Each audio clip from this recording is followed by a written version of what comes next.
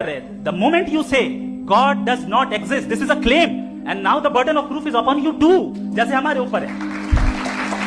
और क्यों है मैं बताता हूं, क्यों है ये भी मैं बताता हूं. फिलोसॉफिकली जो क्लेम होता है ना, सिर्फ ये नहीं होता कि इंसान कहे पॉजिटिव क्लेम करे और नेगेटिव क्लेम करे तो बर्डन ऑफ प्रूफ नहीं है.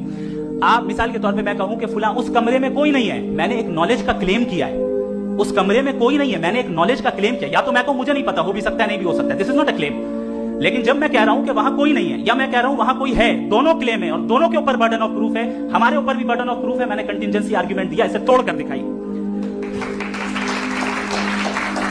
आखिरी चीज, इन्होंने कहा कि खुदा दुनिया बनाने से पहले 150 साल पहले या करोड़ों साल पहले क्या कर रहा था. अरे हजरत,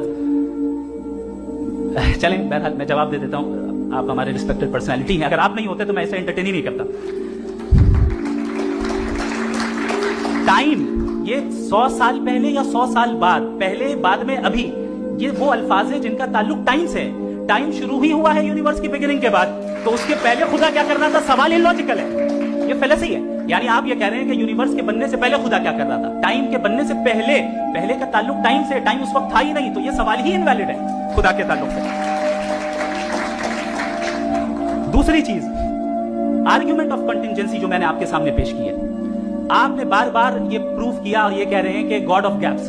देखिए पहले नहीं मालूम था, साइंस ने कर दिया. सिंपल की मिसाल से मैं समझा देता हूं. जिस गैप्स की आप बात कर रहे हैं ना, साइंस उन गैप्स को जिन चीज के जरिए भी प्रूव करेगा वो कॉन्टिंजेंट ही होगा. अब चाहे वो फोर्स हो, मैटर हो या एनर्जी हो.